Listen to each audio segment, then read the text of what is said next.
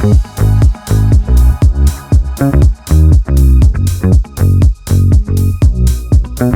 suis le docteur Chevalier Chancel Géraldine, j'ai 38 ans et j'exerce dans le pôle de santé de Montmirail dans la Marne, donc une commune rurale depuis 9 ans.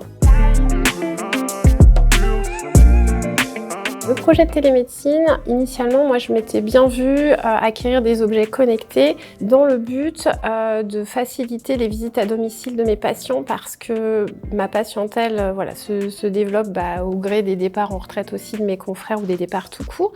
Et puis j'étais de plus en plus embêtée avec ces histoires de visites dans la mesure où on passe vite. Finalement, 1 heure, 1 heure et quart pour faire une visite. Donc du coup, on est passé de le médecin doit se déplacer et faire tout seul à je demande à un professionnel de santé de se rendre à domicile. Et moi, j'ai plus que le créneau consultation visio à récupérer sur mon emploi du temps. C'était vraiment l'objectif de gagner du temps sans perdre en qualité de soins.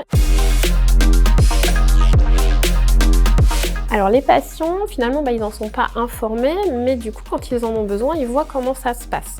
On a plutôt des retours positifs.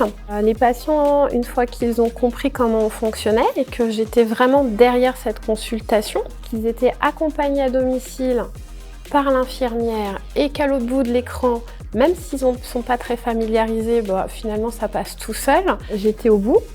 Du coup, ça les rassure. C'est vraiment pas un souci. Ils s'adaptent, ils prennent le mouvement, ils trouvent que c'est plutôt une bonne solution.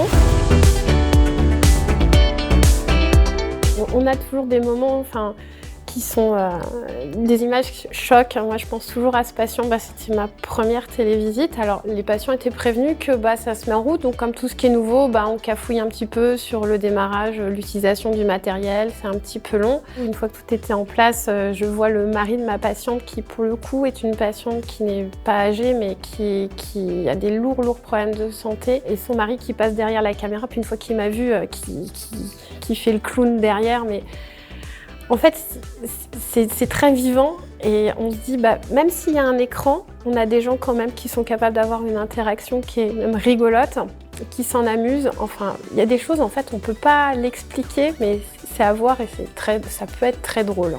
Pareil pour les patients qui partent en vacances. Ça m'est arrivé de faire des visios avec eux sur leur lieu de vacances. Alors en contrepartie, je leur dis je veux la vue sur la mer si vous n'êtes pas loin, parce que j'aime bien, je trouve ça rigolo.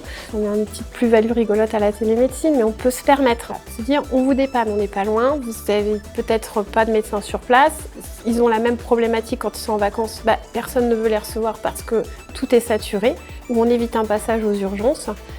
Voilà le rôle de la télémédecine aussi.